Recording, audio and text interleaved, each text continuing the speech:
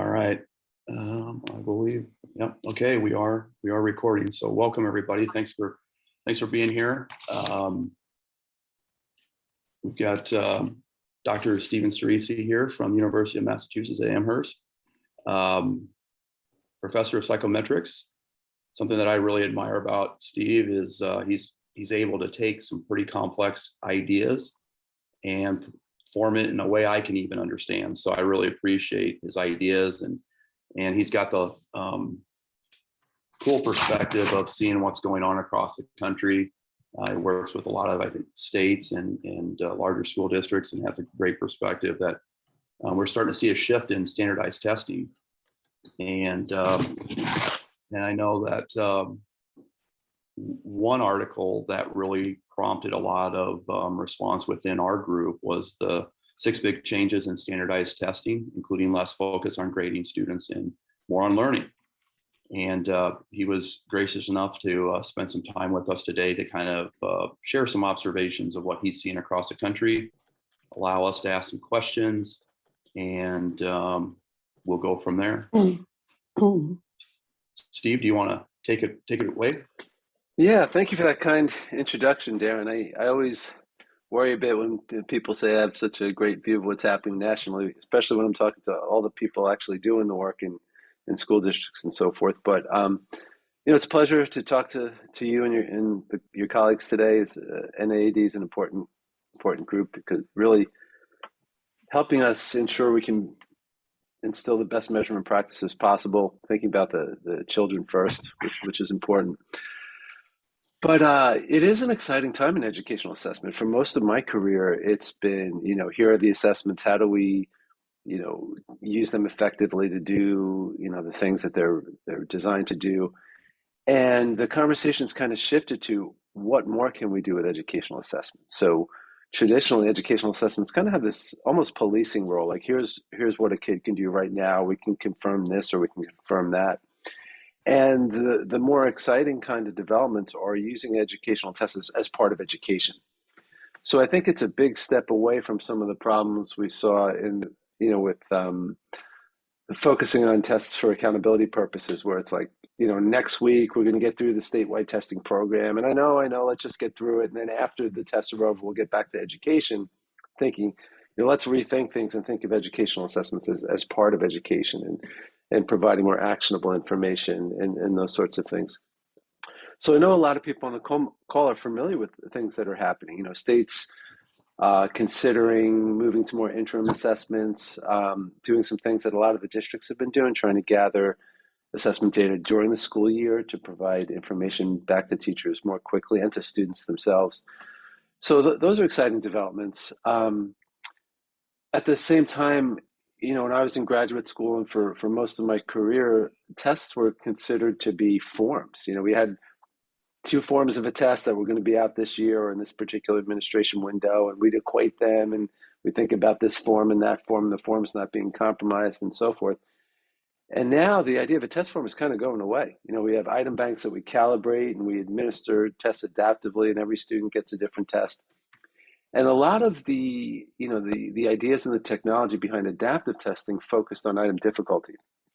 And now we're thinking, well, why not adapt and personalize the tests on many different levels to maybe meet the cultural heritage of students, to provide accommodations in a universal way, to improve engagement and those sorts of things. So the idea of integrating assessment with instruction and using technology to personalize assessments are particularly exciting. I don't want to talk too much, so I want to have this more of an open discussion. But those are some of the big changes that we're excited about. And just the idea of moving from kind of the people who develop tests to measure what a student can do at a particular point in time, to focus on, well, how can the information that's provided be used to actually help those students and help teachers and others help those students. Super. One question I had, and then we can open up to everybody. I noticed, your first comment in the article, less common in admissions to competitive high schools and also to colleges. And I think locally in Nebraska, we saw some schools de-emphasize the use of, in the Midwest, we use ACT a lot. In some cases, they didn't even offer or didn't require ACT at all. What are your thoughts, or what are you seeing long-term impact of the COVID and on those college admissions tests? Yeah, the decision by the University of California system to not only not require, but to prohibit the use of college admissions test scores in making admissions decisions in University of California was huge, right? So it had a big impact immediately on ACT and the College Board. California colleges were the College Board's biggest client, like where the most SAT scores were being sent. But it wasn't really a surprise, right? For about 20 years ago, Atkinson and others were complaining about the effect that SAT and ACT were having on admissions decisions and how they interacted with the types of students who were getting in, with what we'd call adverse impact against historically minoritized students, particularly Black and Latino, Hispanic students. So if you think about what it takes for students to succeed in college, those are a lot of discrete skills, right? I mean, the test can only measure part of it. You have to show up and go to class and all those other things that the tests are never really going to be good at measuring. But the SAT and the ACT are historically norm reference tests, right? They're designed to kind of rank order students along a continuum. And that's a bit antithetical to whether students have the skills they need to succeed in college. That's really a criterion reference decision, right? So I think the College Board, in particular, maybe ACT to some degree too, was a little late to pivot to kind of the criticisms against the effects of the test. It's not like it was a test that was designed poorly or something like that, but it was just the whole architecture that underlies the approach to testing that we're using and how it's used in the admission system was really what was being challenged. And if we look beyond the college admissions test scores to what's happening in like some of the competitive high schools, like in New York City, for example, is 3 or 4 years ago, Bill de Blasio, the mayor of New York City, pointed out of 1,000 incoming students to a competitive high school in New York City, only 10 African Americans were admitted. And the admissions criterion was solely on the basis of an admissions test score.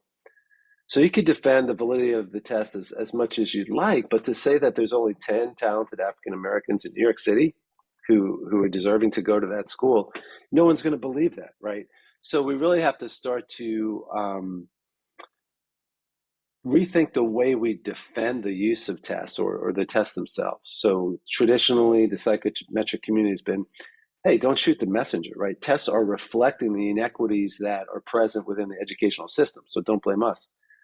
And I think now there's a bit more acknowledgement of, tests might not have caused or haven't caused the inequities that we see, but they have been part of a system of oppression that's just been in place for a while. And if we're going to address some of the inequities in education, then the testing agencies and test developers and so forth have to be part of that solution.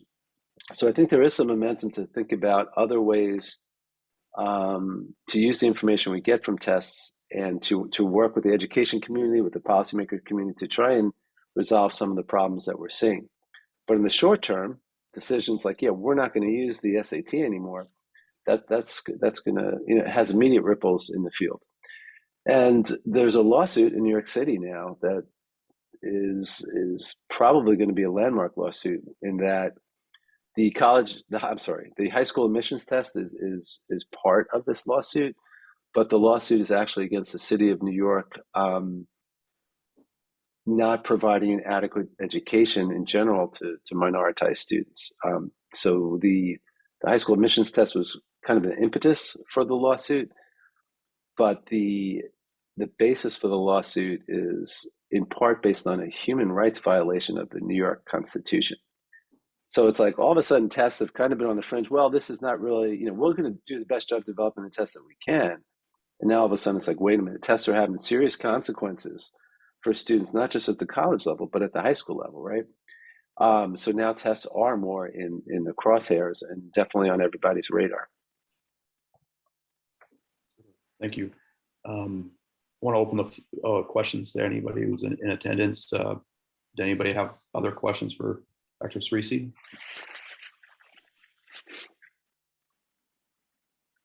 I don't want to monopolize, but I have more that I can add. Something that we kind of experienced for the first time in our school district was administering a variety of tests when kids weren't in our classrooms. So we gave the MAP test, and then we gave some local assessments through one of our assessment tools. And I know College Board gave some assessments for kids at home. And I know at one point ACT was, I think now just considering they may be de-emphasizing the movement of giving the ACT at home, but you see more remote test administration in the future? Absolutely. Absolutely. It's funny how COVID like kind of showed us how we could do all the things that people said that we can't do and we shouldn't do and so forth. I thought it was really interesting how the College Board pivoted really quickly with the AP exams and found a way to deliver the AP exams remotely in a way that felt didn't compromise test security. I describe it as a success story, although some people might disagree with that. But it's important to realize there are high stakes tests, and then there are tests that don't have high stakes for the individuals who are taking them. And most of the tests that we deal with in K-12 education are lower stakes tests. So there should not really be incentives to cheat.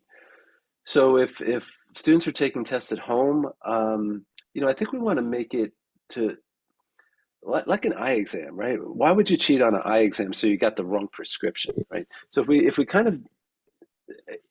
there are a couple of developments, one in that we take the stakes away so people are invested in the information, valid information that the tests are going to provide, there's not really incentives to cheat. So I think having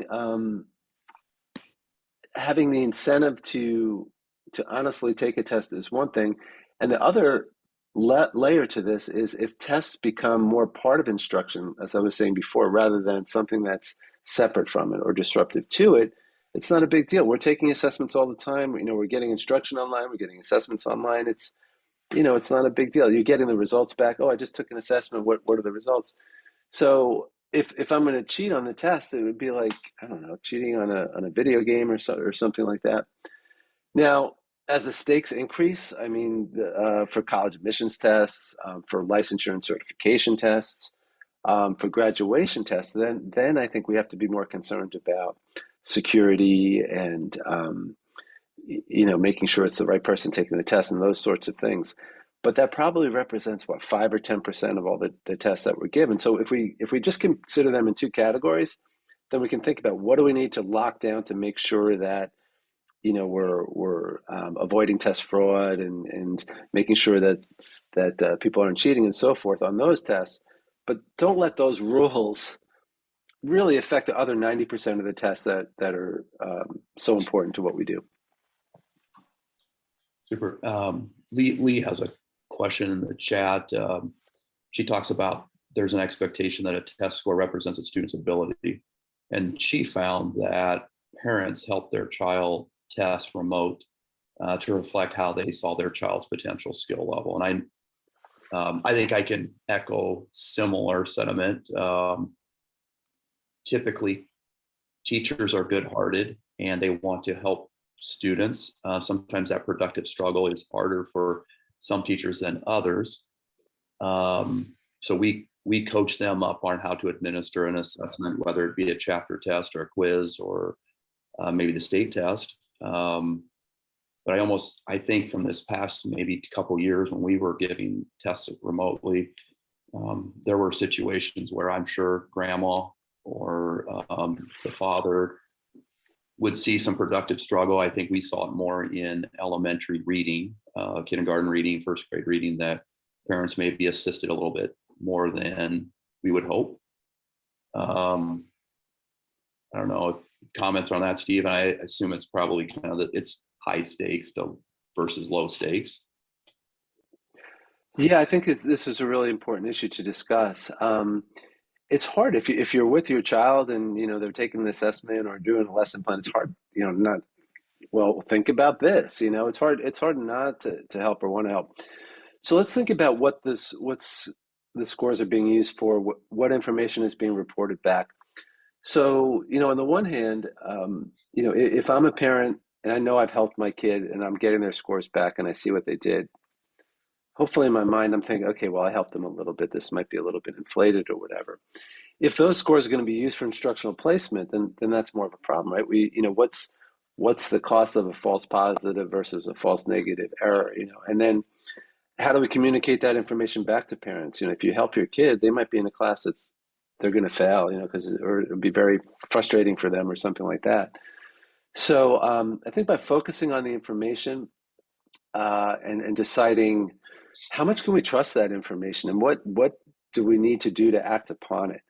So if there were, for example, test scores that were typically used for placement, but we think they might be inflated, maybe we look at them this year, but we don't make placement decisions totally based on the test scores, right? Maybe we have to factor something in. So those are my thoughts. I think communication is real important, communicating to parents and students what the test scores are going to be used for and, what any help, how that might actually helping students on the test might actually hurt the utility of the results. But on the other hand, these are just my thoughts, and I think it's so new that we need to do some research and you know find out what actually happened and what parents are thinking, what students are thinking, and does it make sense to adjust the scores or to supplement them in some way? I'd love to hear others' thoughts on that too. Anyone else experience that? I'm in a kindergarten through 8th grade district, and we absolutely experience the same thing because as we try to look differently at the position of standardized assessments and how we use that for instructional placement decisions, we start relying more on classroom-based assessments, and then they become even more critical that those scores aren't eroded or diluted in some way or inflated, whatever, so yeah, it's an interesting thing as you try to weigh and balance these things and try to make a correction in one area. You end up causing it become high stakes somewhere else where it's really important to have a reasonably classroom-based, grade level-based standardized assessment given under the same conditions and truly be able to believe in the validity of the results. Yes, I'm listening to you, Kathy. I'm thinking, can we, if possible, do a check, when students are back, just to see. So the test results we got indicate that you can do these things. Do we have the time and the luxury to do kind of like a validity check on that, whether it's an informal classroom assessment or something more formal at the district level, just to confirm that where the child is where you think they are. And there might be different instructional tracks or there might not. If there's not actions that are going to be taken on the basis of the test scores, then I think that changes the conversation a little bit. But as the stakes increase, like what the tests are going to be used for, then I think we might have to get some more confirmatory information. I wanted to, the way I think about it is not so much like a psychometrician. I really think of it as like when I'm in the eye doctors, right? When I'm at the eye doctors, I squint. I really want to get that bottom line or the last line that he's asking me to, or she's asking me to look at. And it's like, I should just say, I don't know if it's a Z or a T, but I can't. I'm in my head. I'm like, I am going to squint until I get that. And how much is that helping me? Right. So that might be okay because maybe I can make the Z or the T. And if I can, the doctor knows. But I don't want to get worse than that. I don't want to actually cheat so that I don't get the right glasses. And how do we communicate this type of perspective? Like, the tests are not against you. They're actually for you. Like, I don't know how to communicate that message, but I think as tests become more part of what we do every day in education, right, as they become integrated, as students are on the computers for learning, but in the middle of a lesson, they're also doing some assessments. So I think then we're going to move away from this, oh my gosh, it's the test, what can we do to beat it type of mentality. But as I think you're saying, as the stakes start to go up, we are probably going to need some type of confirmatory assessment if an assessment is taken in a condition that we really can't be confident it's truly the students responding on their own. Yeah, multiple measure, I know, played a big part for us, using our chapter tests, our unit tests, some of our quizzes, some of the classroom observations. And the other point I think you made was about not interrupting instruction and how you use the information. I know sometimes I heard from schools where a student's score was probably inflated, and it placed them somewhere in some of our online support instructional tools too high, and they became frustrated. So I think that highlighted the disconnect, and then I don't know, I forget, retested or kind of readjusted some of the curricular tools. I think if we think of the students first, this is why I'm kind of like down on accountability, because I think accountability testing just drove too much, and a lot of people don't like that position. But if we think of the student first, and let's say we hypothesize that some students, their scores might be inflated because we can't trust the data from the post-test last year or whatever. Maybe the way to handle that is to have a window at the beginning of the next year to move people up and down. So typically we put the student in this level and we leave them there, but because of the test results being weaker or we have less confidence, let's build a confidence interval on where we place a student in September and have a strategy to reassign, readjust in October, something like that. So I think we have to think of the test scores as part of the system.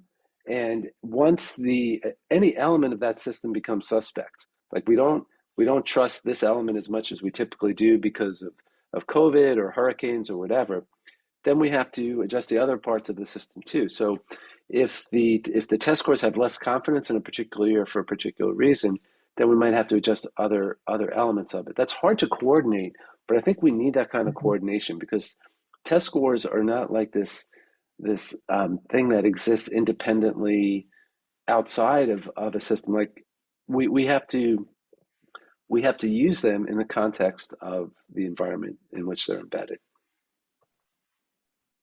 Kind of highlights when you think of a well-balanced assessment system. If you're really heavy on the summative or weak on the progress monitoring components, I think that's kind of highlighted some of our need with some of the math placement and things like that. We were doing a pretty good job, I think, monitoring reading progress in between the major checkpoints, but it highlighted how we need to do a better job progress monitoring our especially middle school math kids. What you're making me think of, Darren, with the embedded assessment system, the balanced assessment system, we really should be thinking of a balanced instructional assessment system, right? So if something changes in the assessment side, what is the change that is going to be needed on the instruction side, or vice versa? Clearly, if there's a change in what's being instructed, the assessments need to follow that too. So it might be that the conversations on a balanced assessment system really have to be expanded to a balanced instructional assessment system, because we don't want to separate those two. So you made me think of something. Sorry to interrupt. No. Is we've moved to a standards referenced grading system, and so it has really shifted the culture of like a worksheet or which could be a formative assessment, or what that score is based on where are they in the scaffolding of learning a standard. And so it's been this is the first time we fully implemented that in we're only in elementary K-5 implementation, but it's been interesting now that we're moving into second semester, how the use of assessment has shifted because our grading has shifted. And it's really, I look at your 6 points, that emphasis on learning versus competition, and are we in the top 10%, or are we doing this? we had a little bit of pushback from a few teachers, but what has happened with the communication with parents is teachers have been able to communicate, this is the parts of the standard that they know, and these are the parts that they do not. And that culture of they're not there yet, but they're going to get there. So I just, how do you see that kind of movement? I don't know if anybody else is going to standards referenced versus the A, B, C, D typical scale. What are your thoughts, and how does that fit within your 6 things that you're seeing as changes? Well, I'm really excited about what you're saying. I feel like the sponge is trying to soak it all up. So it sound, can you say a bit more? So the standards-based grading is kind of like, has a student mastered this, or they're on their way to mastering this? Can you say a bit more about what that actually looks like? So at a district level, we've built a scale with 3 being mastery. And so whatever that standard is, this is, and then there's bullets, like, so if it's multiplication in 3rd grade, this is what mastery looks like. These are the things that they should be able to accomplish to be at a 3. If they're not quite there yet, they might score a 2 in 1st quarter, but then if they reassess or they've retaught, that score then could move to a 3. So versus having a math grade of A, they have maybe 5 different standards they've worked on in a quarter, and the teacher knows where they are on each of those standards. And in parent-teacher conferences, they're having those conferences with parents around where their student is. So it's been a shift because all of us have been traditional grading, right? So a parent wants to know, is my child an A on this test or on this? And it's not about the actual test, it's about where they are towards moving to mastery. Yeah, I like it. It sounds like there's a rubric for each standard, right? A 3-point rubric. That doesn't sound very hard to explain to parents. You know, what does an A mean? What does a B mean? We think we know. So yeah, I kind of like that. So it's just an interesting, it's been a culture change. It focuses on what skills do students have, what do they know, what do they need to do next. Yeah, I think that makes a lot of sense. And how has it affected assessment? It's really the focus not on a chapter test. It's on that, it's more informal assessing. So in your kindergarten classes, it's like, you know, they're kind of, it is becoming more part of the instruction. It's just that teacher kind of judgment. So I think where we get into some at the district level is my teacher judgment on this mastery the same as this other, so that reliability between, and we're working through that. What we're finding, as long as they've followed that scale, they're more alike than different. I mean, you have a few like idiosyncrasies, but it's not waiting till the end of a chapter to find out where they are. So yeah, I think if you ask teachers, they'd say they're assessing more, but I think they're assessing differently and in smaller pockets. It sounds very criterion reference to me, and I know maybe I'm starting to use terms that aren't familiar to everybody, but I tell people, if I can teach the general public one thing about educational testing, it would be the difference between norm reference and criterion reference testing. Because me growing up, or someone in my cohort or older, all testing, really, our perspective is norm referenced, right? What's the percentile? How well do we do compared to others? But the whole point of education is really criterion reference. It's like I said in the article, it's not competitive. It's not how sometimes it is. Maybe if we're in mathletes or something like that, or we're trying to get into Harvard. But really, as teachers, we're trying to educate students on particular content and cognitive skills and so forth. So anything that's criterion reference, I'm pretty much going to be in favor of. At the same time, in being in test development for a long time, and I don't know anything about curriculum, but I do know that sometimes when you try and write a test item to a curriculum standard, you realize it's the standard that actually needs to be changed. So I like the idea of what you're describing, the standard-based reference and so forth, but I also want to keep the standards up to a test also, so that we can revise them as we feel that's necessary. I don't want to hold them as, typically they're pretty good, but it's hard to break these things down to such detail that people can all agree on and so forth. So I think revising the standards occasionally should be part of this ongoing system of improving assessment and instruction. Charlotte, do you find that your teachers know where their kids are at better in this new system? If you're monitoring by skill by student, or is it? I think many do feel like they know, and I think the feedback I've received from principals is the concern was really the community stakeholder and having those conversations with parents, because I think parents know an A means their child was successful, or 100% means, or a 90% means. And so I think the biggest fear was, how are we going to communicate that? But I've heard that it hasn't really been that big of a pushback. So that tells me that teachers are able to use those scales and communicate where the child is based on the standard. I think the biggest thing I'm seeing them struggle with is there's so many standards. Which ones do we report on, and where do, so that's the discussion, which I think is even a greater discussion now that we're continuing to have. Where is the perfect spot to be for what to communicate and what not to? Because you have 70 standards in one, in a grade band. That's a lot of scoring. Yeah. I'd like to see psychometrics move more towards trying to solve those problems, right? So I've been working a bit with Edmund Gordon. He's really been making me think differently, because he's like, Steve, I want to use the process of measurement to help students learn. I'm like, what does that even mean? But in listening to Charlotte, it's like, well, now our data are different, right? We've got 70 standards on a 0 to 3 scale or 1 to 3 scale. How can we help teachers make sense of all that? And I think that's another example, just some of the exciting opportunities. If we start to think of things differently, not, hey, we're the test developers, we know what to test, let's show you how to do it.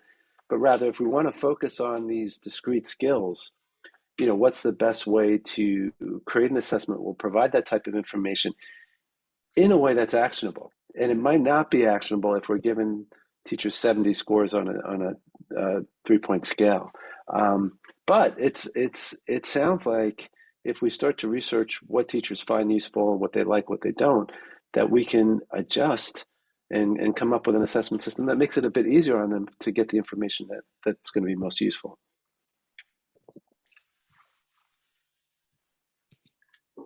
Yeah, very good.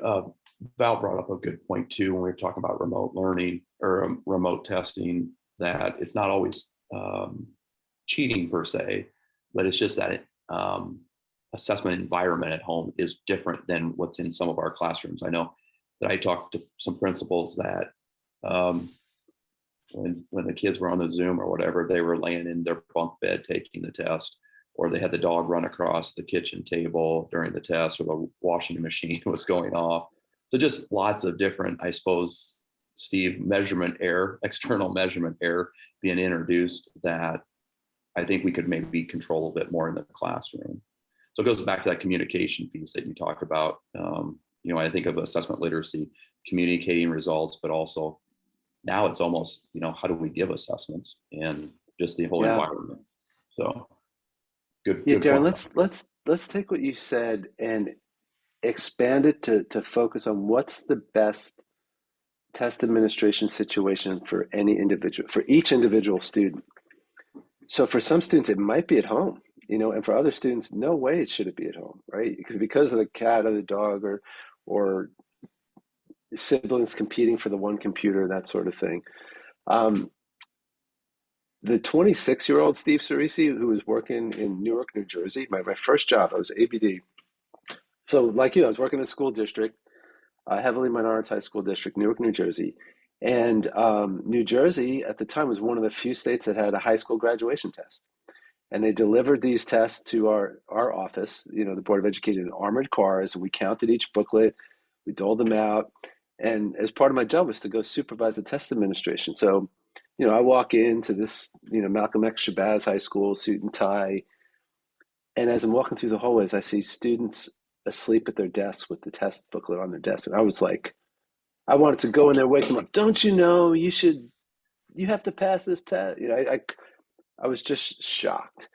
And my supervisor was like, Steve, school is just a safe place for some of these kids, and that test is not the most important thing to them. So that has influenced me. And I think now that this whole idea of personalized assessments, right? Let's take advantage of the technology we have, because the gaming industry is doing it, right? A lot of other people are using technology for, look at what Google and Facebook and others are doing. They're just sending us down these rabbit holes, right?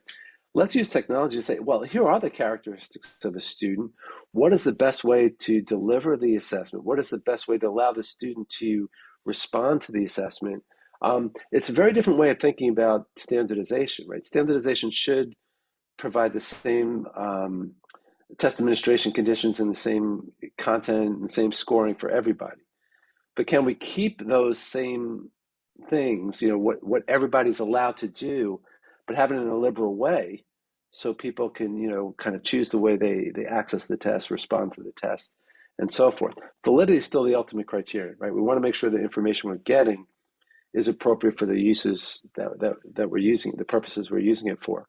But I think, it is exciting. People are just starting to think, well, how can we use technology? And as you're mentioning, Darren, some of that means remote test administration, right? That wasn't an option before. And it might be bad for some students or for all students, or it might be good for some students or for all students. So I think these are the ways that the conversations are extending. I don't have all the answers, but I really do feel we have to be more flexible.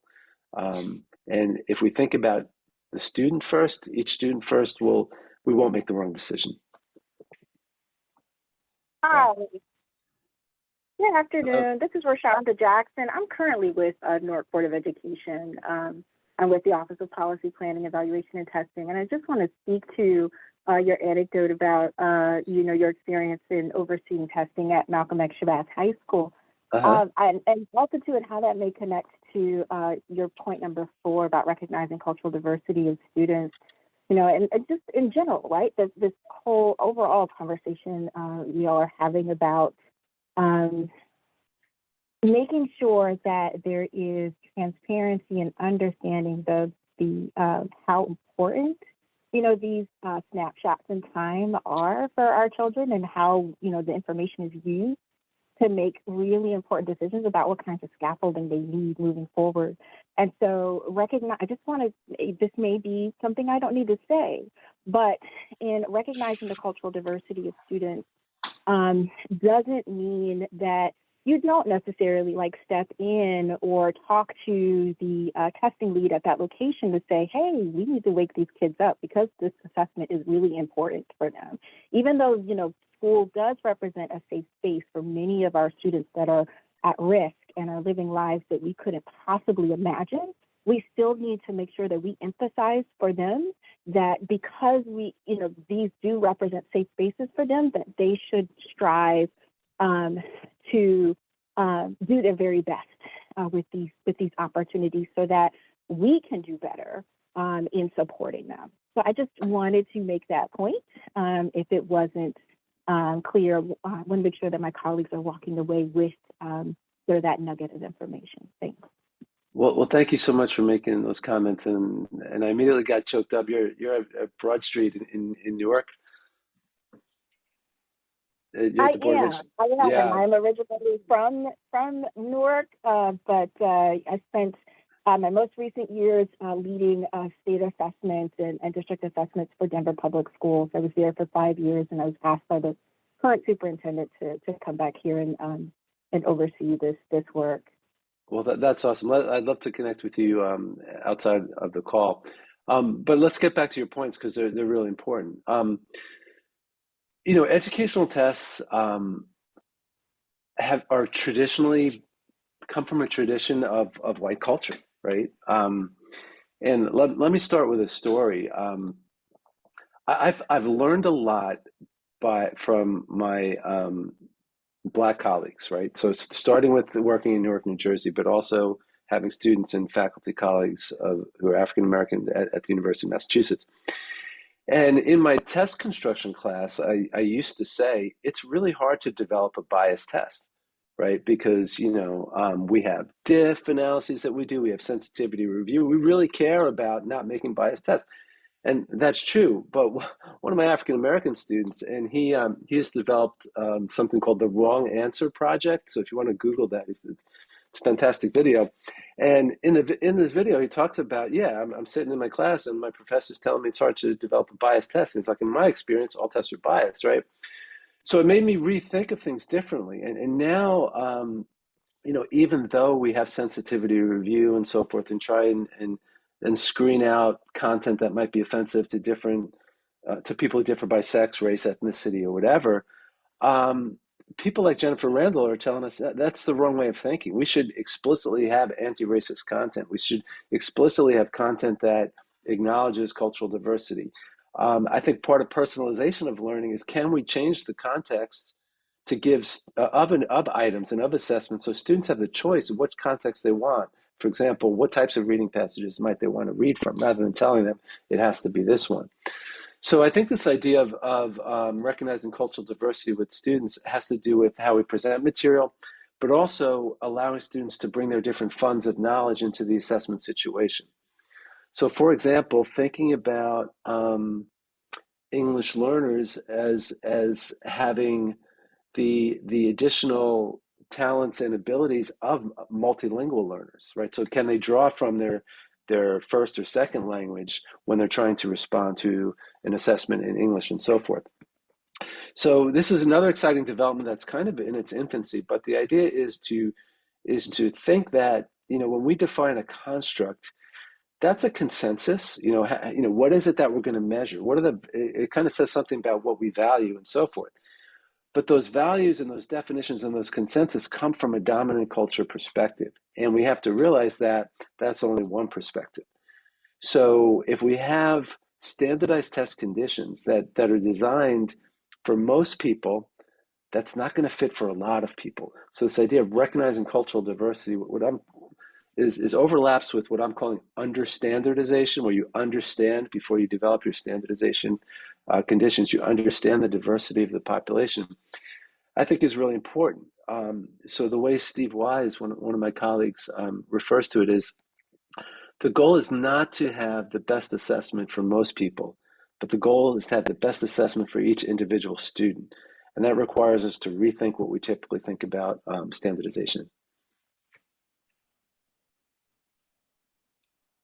Yep, agreed. I'm not sure if you want me to answer here, but just the idea of, just simply having more psychometricians of color be a part of, test development, I think is really important, to help cultivate those anti-racist conversations, and also to vetting content, right? All of that is really important, and that means then being proactive in recruiting folks with those diverse perspectives as part of those test development projects. Absolutely.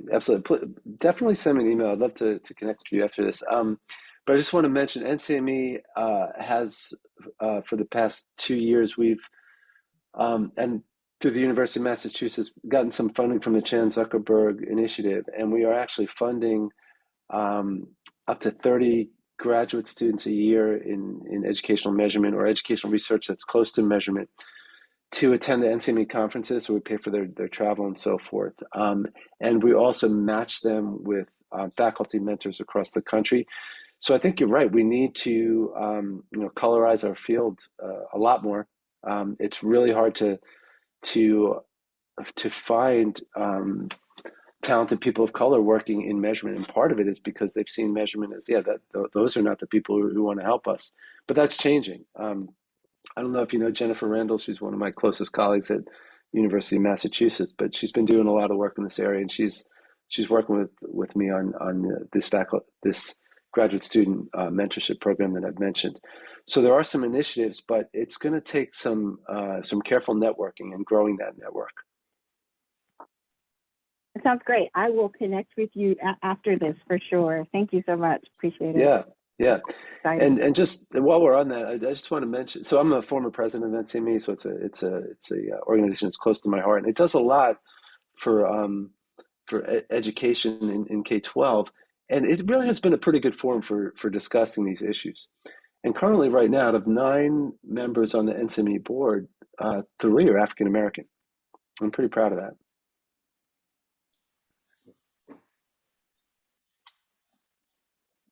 Other questions for Dr. Sireci? I know, Steve, you kind of hit on a topic when I think of personalizing, and then number 3, that integration with educational software. And then when you mentioned Facebook, I remember, my son was on my computer for 10 minutes, and then I've been getting about 300 Tesla ads this last couple of weeks. It makes me think of matching like younger kids with books that they're interested in, right? You bring up a good point. It would be pretty interesting if we could select items to build an assessment and have those items be somehow relevant to kids, right? So if Susie's big into dinosaurs, could we increase engagement and whatnot if some of our questions were about dinosaurs? I'm sure that's a really deep item pool and maybe psychometrically impossible, but you mentioned Facebook and Google and things that you could learn characteristics or attributes of kids. I'm curious if we could, match that up to questions and then have questions be more engaging to maybe more diverse student population. I think so. I mean, we always wonder, like in reading exams or even writing exams, like, can we have a prompt that's appropriate for everybody? Well, the answer is really no, right? Yeah. So can we provide choice? And when I was in graduate school, and even for 15 years after that, it was like, no, you can't provide choice, because if you provide choice, research has shown that the students who are lower achieving choose the harder items, and that's bad for them. And I was actually pretty close to that research because I was working with Howard Weiner and Dave Thisson at the time they were doing that. 20 years later, I realized, well, that was research done in the advanced placement exam, right? That's all high stakes, and it's 20 years ago. So I think now people are rethinking, can we provide choice, and how much choice do you have? So there's some exciting research that's just starting, and I'm not familiar with all. There have been some other studies on choice that have been done. But one idea is to survey the students beforehand and figure out what their experiences are like, and then try and create options around test material around that to kind of match their life experiences with that, so that you're reducing any unfamiliarity of the testing situation. The idea is to, and this relates to number 4, let the students see themselves in the test, right? Not that this test is not for me. But when people ask me for examples about number 3, and this is actually, in the article that you pointed out, Darren, is, Duolingo. I've been trying to learn Spanish for 10 years. I'm so bad at it. I have the Duolingo app. It's free. But they are teaching me Spanish by constantly testing me. That's all it is. It's just like I just do test item after test item after test item. And what it is it's totally integrated instruction and assessment. I don't know if it's the best way to think about this, but it's clearly an example of integrating instruction and assessment, because they're not an assessment company, although they do have the Duolingo English test that competes with the TOEFL and so forth. They are an instruction company. They're an education company.